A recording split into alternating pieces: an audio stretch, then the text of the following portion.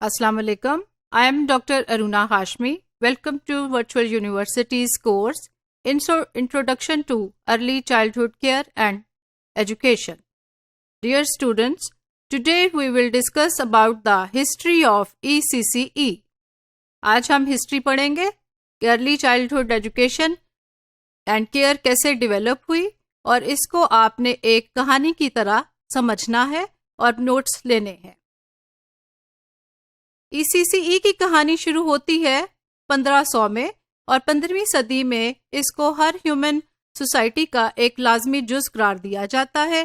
پھر ہم چلتے ہیں 15ویں صدی سے 17ویں صدی کی طرف، تو 17th سینچری میں انگلینڈ میں پہلی دفعہ it was recognized as the integral part of any society, اور اس کو سمجھا گیا کہ یہ ہیومن ڈیولپمنٹ میں بہترین کام کرتی ہے تاکہ اس کو تمام دنیا میں انٹروڈیوس کروایا جا سکے۔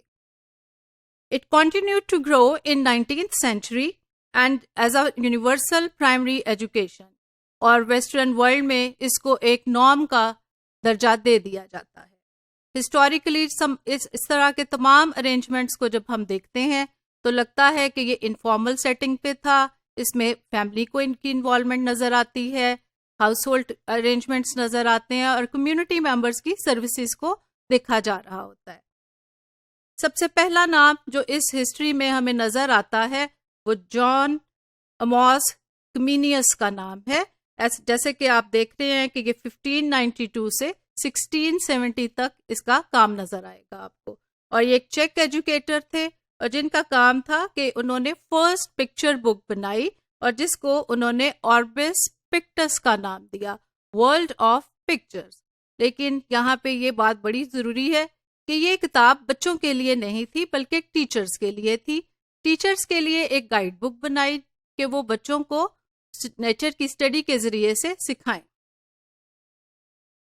کمینیس کا یہ یقین تھا کہ جو دنیا کے تمام آپریشنز ہیں وہ قدرت نے اس طرح سے رکھے ہوئے ہیں کہ بچے کی جو ڈیولپمنٹ ہے وہ ود ان دا سیلف ہے، اور اس کے لیے بہترین طریقہ یہ ہے کہ اس کو اپنی پیس پہ لرننگ کا طریقہ سکھایا جائے، اور وہ اسی طریقے سے سیکھے جیسے کہ وہ چاہتا ہے۔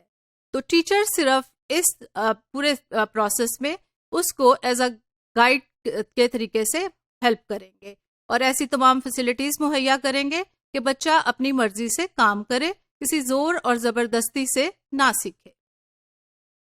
اگلا تصور ہمیں جان لاک نے دیا۔ جان لاک کا جو کانسیپٹ تھا وہ بہت ہی خوبصورت تھا۔ وہ فاؤنڈر آف ماڈرن ایجوکیشنل فلسفی بھی انہی نے بنائی، اور پھر scientific method and study of mind and learning کا بھی آئیڈیا دیتے ہیں۔ جان لاک کا ایک بہت ہی خوبصورت جو آئیڈیا تھا وہ ٹیبولا راسا کا تھا۔ ٹیبولا راسا مینس کہ جو بچہ ہے وہ نیوٹرل پیدا ہوتا ہے، نہ تو وہ اچھائی کی طرف ہوتا ہے اور نہ برائی کی طرف ہوتا ہے، اور وہ ایک بلینک سلیٹ ہوتا ہے۔ بلینک سلیٹ مینس کہ جو اس کے والدین کے، تعلیم کے، دنیا کے جو ایکسپیرینسز ہیں وہ اس سلیٹ پر لکھے جاتے ہیں۔ اسی طرح جب ہم آگے چلتے ہیں تو لاک نے پرپوز کیا کہ جو انسٹرکشن ہے وہ بہت ہی پلیزنٹ اور ڈیلائٹ فل ہونی چاہیے، کہ بچے بہت خوشی سے سیکھیں اور اپنا کام کریں۔ اس کے ساتھ ساتھ اس نے ڈرل کا میتھڈ بھی انٹروڈیوس کروایا۔ He was the first educator who introduce the concept of individual differences. اس کا کہنا تھا کہ ہر بچہ ایک دوسرے بچے سے مختلف ہے، اور اس کو اس کی مرضی کے مطابق ہی تعلیم دینی چاہیے، اور اس میں گروپ لرننگ میں اس کو یقین رکھنا چاہیے۔ نیکسٹ جو ہمارے پاس ایجوکیٹر آتے ہیں وہ جین جیکوس روسو کا نام ہے۔ روسو کا یقین تھا، اور وہ اس کی تعلیم دیتے ہیں کہ انٹرنلی جو بچہ ہے وہ ایول نہیں ہوتا، موروثی طور پر اس میں کوئی برائی نہیں ہوتی، اور اس کے علاوہ جو قدرتی طور پر وہ اچھائی لے کر پیدا ہوتا ہے۔ اور اس کی ایک کتاب ایمائل بہت ہی مشہور ہے، اور اس میں وہ ایک فرضی بچے کو ایک جوانی کی حد تک مختلف مراحل سے گزرتے ہوئے بتاتا ہے۔ روسو کا آئیڈیاز جو تھے وہ بہت زیادہ ریولوشنری تھے اس وقت کے حساب سے۔ اس کا کہنا تھا کہ بچے کو فرسٹ ہینڈ نالج کے ذریعے، انفارمیشن کے ذریعے سکھایا جانا چاہیے، اور بچہ جو ہے اس کا ویو پوائنٹ اس دنیا کے بارے میں ایک جو بڑا شخص ہے، کوئی ایڈلٹ ہے، اس سے بالکل مختلف ہوتا ہے، اور اس چیز کو ہمیں سمجھنا چاہیے۔ اس کے بعد 1746 سے 1827 تک پیسٹلوزی کا کام نظر آتا ہے، جو کہ ایک سوئس ایجوکیٹر تھے، and he is known for how to teach basic skills, اور انہوں نے ایک بڑا ہی خوبصورت آئیڈیاز دو دیے تھے، caring and educating the child. Pestalozzi کا کہنا تھا کہ انٹیگریٹڈ کریکولم کے ذریعے سے آپ بچے کی ہولسٹک ڈیولپمنٹ کیجیے۔ ہولسٹک ڈیولپمنٹ کا مطلب ہے کہ اجتماعی طور پہ بچے کو ایسی اسکلز دیں جو اس کی آرٹ، میوزک، فزیکل ایجوکیشن اور اس کے تمام جو دنیا ہے اس کے بارے میں اس کو ہر طرح کا معلومات مہیا کی جا سکے۔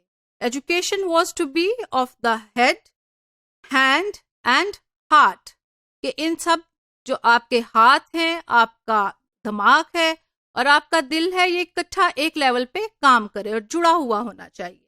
He proposed teaching children in groups۔ اس کا کہنا تھا کہ انفرادی طور پہ بچہ نہیں سیکھ سکتا، اس کو اجتماعی طور پہ سکھانا چاہیے، وہ گروپ میں اس کی لرننگ بہترین ہو سکتی ہے۔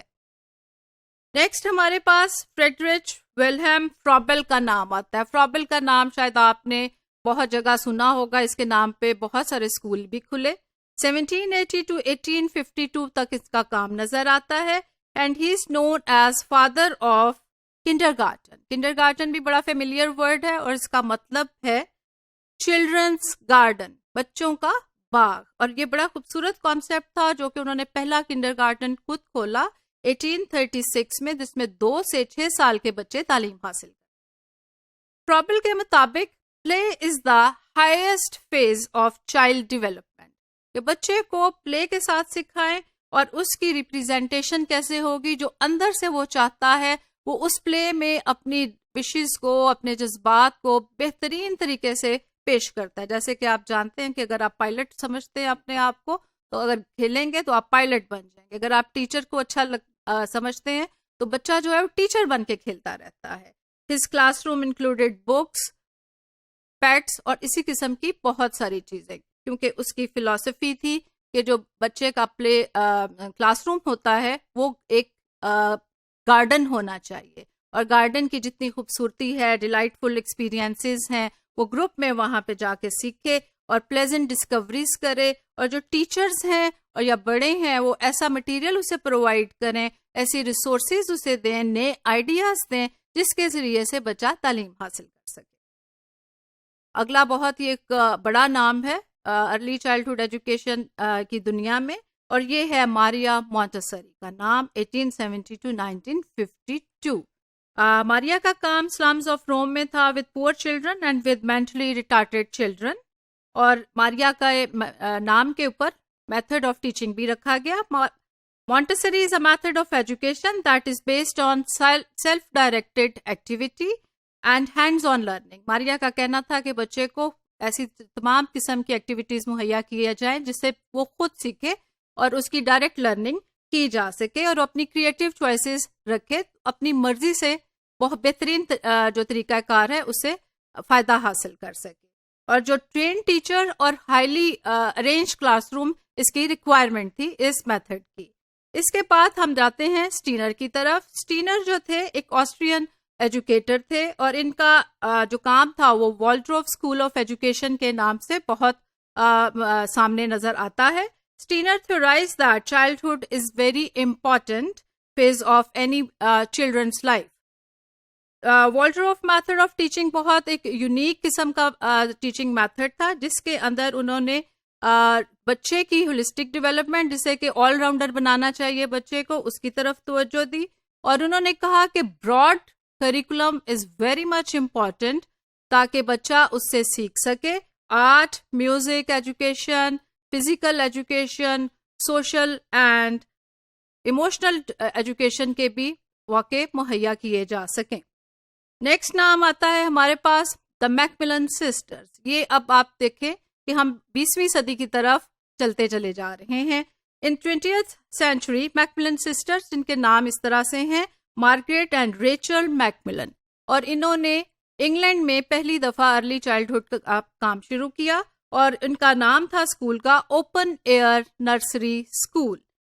And they paid attention towards the word nurture means پرورش، اور اس میں انہوں نے رکھا خیال کہ بچے کی صحت اور اس کی ڈیلی انسپیکشن ہونی چاہیے، اس کو فوڈ مہیا کیا جانا چاہیے، اس کے ساتھ اسے کھیل کے ذریعے سے سکھانا. تو آج کے لیے آپ کا جو ہسٹری تھی ہم نے اس کو ایکسپلین کیا. We will meet again until next module. Allah Hafiz.